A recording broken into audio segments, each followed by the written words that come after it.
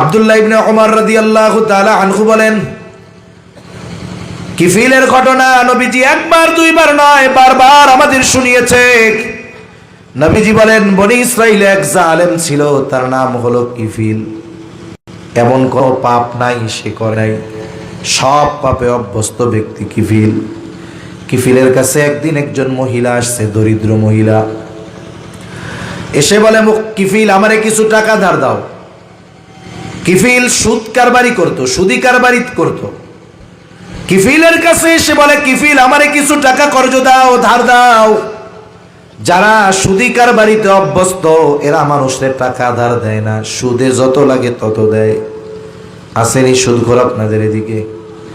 আরে ব্যাংকেই যে শুধু সুদ তা না, এখন তো অনেক এলাকা ঘর ঘর সুদের ভরে গেছে। অনেক জায়গায় এমনও শুনেছি, সফরের খাতিরে স্বামী মসজিদ কমিটির সদস্য, তার ওয়াইফ ঘরের মধ্যে মানুষকে সুদে টাকা দেয়। আস্তাগফিরুল্লাহ, কি অবস্থা চিন্তা করেন। অথচ সুদ এটা কি ছোটখাটো এক পাপ নাকি? এটা কি যেন তেন কবিরা গুনাহ, যেন তেন বড় গুনাহ? আল্লাহ এই সুদের মতো জঘন্য পাপ থেকে আমাদের হেফাজত করুক, বলি আমিন। মহিলা কিফিলরে বলে, কিফিল আমারে কিছু টাকা কর্জ দাও। কিফিল বলে, আমি কাউরে টাকা কর্জ দেই না, যদি নাও সুদে নিতে পারো। মহিলা বলে, আমার যদি সুদ দেওয়ার মতো সামর্থ্য থাকতো তাইলে কি তোমার কাছে আমি টাকা চাইতাম নাকি? কিফিল কিফিল তো সব পাপে অভ্যস্ত, জেনা ব্যভিচারে অভ্যস্ত। মহিলার চেহারা সুন্দর, বিধবা। এইবার কিফিল তারে কুপ্রস্তাব দিয়া বলে, শোনো, আমি তোমাকে টাকা দিতে পারি এই শর্তে, সুদ যদি না দিতে পারো আমার সাথে জেনায় লিপ্ত হবা। হাদিসের মধ্যে আসছে, কাদাল ফাকিরু আন ইয়াকুনা কুফরা, দরিদ্রতা মানুষকে কুফরি পর্যন্ত পৌঁছায় দেয়। অনেক মানুষ জীবনের প্রয়োজনে অল্প কিছু অর্থের বিনিময়ে বেঈমান হয়ে যায়। অনেক অঞ্চলে আছে হয়। বলতে পারেন, হুজুর আপনারা কি করেন? আপনারা যা দেন এর থেকে অধিকাংশ উলামায়ে কেরাম ওই সমস্ত জায়গায় সহযোগিতা করে। আপনারা আমাদের হাদিয়া দেন, সব আমরা খাইতা না। আমরাও চেষ্টা করি কিছু করার, কিন্তু আমাদের যে অ্যাবিলিটি খ্রিস্টানদের অ্যাবিলিটির 1000 ভাগের 1 ভাগও না। বিল গেটস তার সম্পদের অর্ধেক না 60 ভাগ দিয়ে দিছে মনে হয় তাদের ধর্মীয় কাজ পরিচালনা করার জন্য। এখন ওই ব্যক্তির টাকা এখানে ইনভেস্ট হচ্ছে, কোটি কোটি টাকা একজনকে দিয়ে দিবে যদি খালি খ্রিস্টান হয়। আমি এমনি উখিয়া ওই দিকে গেছি, টেকনাফ, ওই স্থানীয় মানুষজন দেখাইছে। যাওয়ার সময় রোহিঙ্গাদের ক্যাম্প আছে, স্পেশাল ক্যাম্প আছে। উখিয়া থেকে ঢুকতেই প্রথম বাম পাশে ওদের তাবু টাবু একটু স্পেশাল ধরনের। বলতেছে, হুজুর এই জায়গায় তাবু পায় তারা কারা? বলে, যারা খ্রিস্টান ধর্ম গ্রহণ করে, ইসলাম ত্যাগ করে এখানে শুধু থাকবে তারা, এদেরকে ইউরোপ আমেরিকায় পাঠায়া দেওয়ার, সেটেল করার ব্যবস্থা ওদের।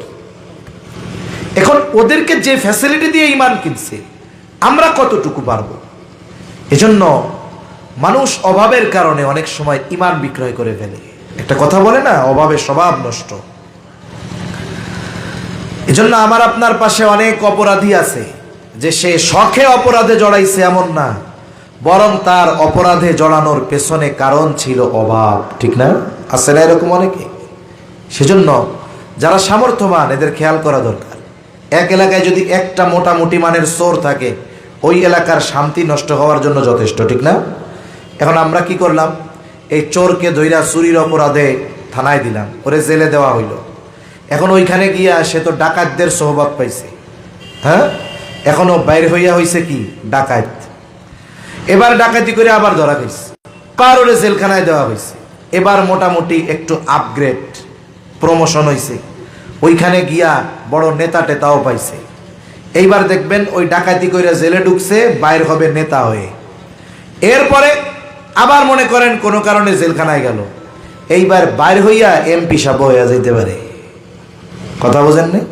এদেশে এজন্য আমাদের দেশে অধিকাংশ, অল্প কিছু বাদে যত সদস্য আছে, নেতা আছে, এগুলোর ব্যাকগ্রাউন্ড যদি খোঁজ নেন, এক সময় চুরি করে বেড়াইত। এজন্যই তো চুরি করে দেশের টাকা সব পাচার করে ফেলছে। এজন্য সমাজ পরিবর্তনের জন্য প্রচেষ্টা করা দরকার। কি করতে পারি আমরা? এই চোররে থামানোর দরকার। এ বদভ্যাস যদি চলতে থাকে একের পর এক বাড়বে, তখন কি করব? 100 পরিবার আছে এলাকায়, 1000 টাকা করে উঠান। যার সামর্থ্য আছে বেশি দেন, যার সামর্থ্য নাই সে কম দেন। উঠছে কত? বলে লাখখানিক টাকা উঠছে। অনেক মানুষ আছে 1 লাখের বেশি জাকাতি তার আছে না এরকম? এবার আপনি টাকাটা দিলেন, এরপরে প্রথমে কি করবেন? ওর তো সংসার আছে, ওরে দেন 3 চিল্লায় বাড়াইয়া। ও যেই কয়দিন 3 চিল্লায় থাকবে ওর পরিবারের খরচ আপনারা চালান। ওইখানে খরচ 10,000, মনে করেন এইখানে খরচ 15,000, 25,000 গেছে, আছে আরো 75,000। এবার ও যে 4 মাস ভালো মানুষের সাথে থাকছে, অবশ্যই ওর পরিবর্তন হবে, ঠিক কিনা বলেন? এরপরে ওই এলাকা আসছে, সুন্দর মতো গণ্যমান্য ওলামায়ে কেরামরে ডাক দিয়া ওরে 60-70,000 টাকা দিয়ে একটা রিক্সা কিনা দেন, নসিহত করে ছেড়া দেন যে হ্যাঁ তোমার কাজ, ইনকাম করবা, মাসে মাসে 3 দিন যাবা, ওলামায়ে কেরামের সোহবতে থাকবা। এই যে দেখুন, আমাদের 10-এর প্রচেষ্টায় একজনের পরিবর্তন হলো, আর এই কারণে এলাকায় শান্তি হলো, লোকটা অপরাধ থেকে বাঁচলো। কিয়ামতের দিন আল্লাহর সামনে জবাবদিহিতার কাঠগড়ায় আর আমাদের দাঁড়ানো লাগলো না। নাইলে আমি আপনি সামর্থ্যবান, আমার আপনার প্রতিবেশী যদি অন্যায়ের কারণে, অভাবের কারণে পাপের পথে চলে যায়, আর আমি আপনি নামাজ রোজা হজ যাকাত করে এই সুরসুর করে জান্নাতে চলে যাব, না না, এই জবাবদিহিতা আল্লাহর সামনে দেওয়া লাগবে কি লাগবে না? এজন্য এই বিষয়গুলো আমাদের খেয়াল করা দরকার। এবার মহিলা অভাবের কারণে কিফিলের শর্তে রাজি হয়ে গেল। নির্ধারিত দিনে জালেম কিফিল মহিলার বাড়িতে হাজির। হাদিসের মধ্যে আসছে সে একেবারে জিনা করার জন্য প্রস্তুত। মহিলার উপরে সে চেপে বসছে, আর মহিলার চেহারা ঘুরায় রাখছে, আর থরথর করে কাঁপে, কান্না করে। একজন গেছে ফুর্তি করার জন্য, আরেকজন এরকম করে। এখন কিফিল বলে, এমন জ্ঞান, আমি কি তোমার জোর জবরদস্ত করছি নাকি? মহিলা কাপা কণ্ঠে কিফিল রে বলে, কিফিল, আমি জীবনে এই ধরনের পাপ করি নাই। আমি আল্লাহর ভয়ে কাঁপতেছি, আল্লাহর ভয়ে কান্না করতেছি, আমি জীবনে এমন কোন পাপে জড়াই নাই। কিফিল বলে, তাহলে কেন রাজি হইলা? বলে, আমার অভাব। মহিলাকে আবার জিজ্ঞাসা করে, তুমি আর কোনোদিন এমন পাপে জড়াও নাই? বলে না, অভাবের কারণেই। বলে হ্যাঁ। আল্লাহর ভয়ে কান্না করতেছে কিফিল। মহিলা হয়তো মহিলা চিন্তা করে, আমার আজ রাত যদি শেষ রাত হয়ে যায়, এর সাথে জিনা করার পর যদি মারা যায়, তাহলে আমাকে তো আল্লাহর সামনে ব্যভিচারিণী অবস্থায় উঠতে হবে। কিফিলের কানে আওয়াজ গেছে, আল্লাহর ভয়ে কান্না করি। কিফিল হয়তো চিন্তা করতেছে, আহারে, এই মহিলা অভাবের কারণে পাপ করতে বাধ্য হচ্ছে, তবে এখনো করে নাই, আর আমাকে তো পাপ করতে কেউ বাধ্য করে নাই, আমি তো পাপকে আমার আনন্দের উপকরণ বানায় নিয়েছি। এর চিন্তা যদি এমন হয়, আমার চিন্তা কেমন হওয়া দরকার? হয়তো এই চিন্তা তাকে জীবন পরিবর্তনের পথ দেখায় দিল। উপর থেকে উঠে গেছে কিফিল, কাপড় পরিধান করে নিল। হাদিসের মধ্যে আসছে 60 দিরহাম কর্জ দিয়েছিল মহিলারে। মহিলাকে বলে, মহিলা যাও, আমি তোমাকে ওই 60 দিরহাম সাদকা করে দিলাম, মাফ করে দিলাম, আর আল্লাহর শপথ, আমি আর কখনো আল্লাহর নাফরমানি করব না। একেবারে খালেস তওবা কইরা কিফিল বাড়িতে চলে গেছে। ঘটনাক্রমে ওই রাত ছিল জীবনের শেষ রাত কিফিলের জন্য। কিফিল রাতে মারা গেল। পরের দিন কিফিলের মৃত্যু সংবাদ মানুষেরা আনন্দ শুরু করে দিয়েছে, কারণ জালেমের মৃত্যুতে মানুষ ইন্না লিল্লাহ কইতে ভুলা গেলেও আলহামদুলিল্লাহ বলতে ভুলে না। এরকম অনেক মানুষ মারা যায় না, সারা মরার পরে আলহামদুলিল্লাহ বলে। ফেসবুকে মাঝে মধ্যে দেখি যুবক মারা গেছে, হ্যাঁ, একেবারে সুদর্শন চেহারা, মোটরসাইকেল অ্যাক্সিডেন্টে শেষ। এখন চিন্তা করি, আরে কোন মায়ের সন্তান গেল, কোন বাপ এই দেহটা কাঁধে নিবে? কারণ বাবার কাঁধে সন্তানের লাশের চাইতে বাড়িয়ে দুনিয়ার কিছু নাই। খুললাম যে মানুষ দেখি কি বলে, হায় হায়, ইন্না লিল্লাহ তো লেখেই না, সব দেই আলহামদুলিল্লাহ। আরো কয়জন লেখে, আরো আগে মরলে ভালো হইতো, আল্লাহ বাঁচাইছে। তার মানে কি? তার আচার আচরণ, মানুষের সাথে ব্যবহার, এতে মানুষ অতিষ্ঠ হয়ে গেছে তার জুলুমে। এজন্য তার মৃত্যুতে মানুষ কষ্ট পাচ্ছে না, আনন্দে আলহামদুলিল্লাহ বলতেছে। আহ, কেমন জীবন! আল্লাহ এমন জীবন কাউরে না দিক, বলি আমিন। এজন্য কবি কত সুন্দর কথা বলে, তুমি যেদিন এসেছিলে ভবে, কেঁদেছিলে তুমি, হেসেছিল সবে, এমন জীবন তুমি করিও গঠন, মরণে হাসিবে তুমি, কাঁদিবে ভুবন। আল্লাহ আমাদের এমন জীবন দান করেন, বলি আমিন। মানুষেরা তো আনন্দ করতেছে, জালেম মরছে ভালো হইছে, কিন্তু কিফিল যে তওবা করেছে, তওবার খবর কেউ না জানলেও জানে কে? আল্লাহ তাআলা তো তারে মাফ করে দিয়েছে।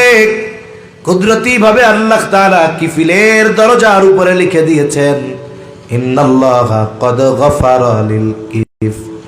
কিফিল রে তোমরা জালেম বলিও না, আল্লাহ তাআলা কিফিল রে মাফ করে দিয়েছে। তাহলে চিন্তা করে দেখেন, এমন জালেম, এমন কোনো পাপ নাই সে করে নাই, মহিলার একটা কথা আল্লাহর ভয়ে কান্না করি, এতটুকু কথা কিফিলের জীবন পরিবর্তনের কারণ হয়ে গেছে। হতে পারে ওই লোক রাতে যখন হিসাব করবে, আহারে আমার আজকের দিনে গোনা বেশি, যদি বিগত হায়াত এমন হয়, আল্লাহর সামনে গোনার পাহাড় নিয়ে আমাকে দাঁড়ানো লাগবে, হয়তো এই চিন্তা, এই ভয় তাকে তাওবার ব্যাপারে উদ্বুদ্ধ করবে। হয়তো রাতের বেলা একাকী আল্লাহ তাআলার কাছে বলবে, আল্লাহ অতীতে যত গুনাহ করেছি মাফ চাই, আর করব না, ভবিষ্যতে আর করব না। আল্লাহ তাআলার কাছে হয়তো খালেস ভাবে মাফ চাইবে। যদি হয়ে যায় ওই রাত তার জীবনের শেষ রাত, তাহলে আগামী দিন কিয়ামতের ময়দানে গোনা শূন্য নেকে ভরপুর আমলনামা নিয়ে সে আল্লাহর সামনে হাজির হবে। এজন্য আমাদের প্রতিটা রাত হবে আমাদের আখিরাতের হিসাবের রাত। 3-4-5 মিনিট দরকার। যদি আমি হিসাবটা কন্টিনিউ করি, ওই যে ব্যবসায়ী যেমন হিসাবের পরে সিদ্ধান্ত নেয় আগামী দিন ব্যবসা কিভাবে হবে, আমি যদি হিসাব করি আমার কর্ম আজকে কেমন হলো, তাহলে আগামীকাল আমি কিভাবে চলবো, এই রাতের বেলায় আমার মধ্যে একটা পরিকল্পনা আসবে যে না, আগামী দিন আমার ভালো কাজ করতে হবে, গুনার থেকে বাঁচতে হবে, মানুষের পাশে দাঁড়াতে হবে, বড়দের সাথে ভালো ব্যবহার করতে হবে, কাউকে কথার দ্বারা কষ্ট দেওয়া যাবে না। এভাবে প্ল্যানিং করে আমার জীবন সামনে চলবে। এক সময় কি হবে, ও রাতে হিসাব করবে, হিসাব করতে আইসা দেখবে হায় হায় সগীরা গুনাও খুঁজে পাবে না, সগীরা গুনাও খুঁজে পাবে না। কেমনে বুঝাইতেছি। এখন মনে করেন একজন মানুষ যে ফজর পড়ে, এরপরে যখন জোহর পড়ে, ফজর থেকে জোহর পর্যন্ত যত সগীরা গুনাহ, জোহর পড়লে সব মাফ। আবার আসর পড়লো, বলে জোহর থেকে আসর পর্যন্ত যত সগীরা গুনাহ সব মাফ। আর কবিরা গুনার ব্যাপারে তো সর্বোচ্চ সতর্ক, ও চেষ্টা করবে হবে না, অভ্যাস করলে এক সময় দেখবে গুনাহ হইতেছে না। এরপরে মাগরিব পড়লো, আসর থেকে মাগরিব সগীরা গুনাহ সব মাফ। এরপরে এশা পড়লো, বলে মাগরিব থেকে এশা পর্যন্ত সগীরা গুনাহ সব মাফ। ও তো আল্লাহর খাঁটি বান্দা, ও এশার নামাজ পড়া তো আর খারাপ কাজ করবে না, খাওয়া দাওয়া সেইরা বিছানায় শুবে, এবার হিসাব করবে হায় হায় কবিরা গুনাহ তো নাই, সগীরা গুনাহও খুঁজে পাবে না। সুবহানাল্লাহ।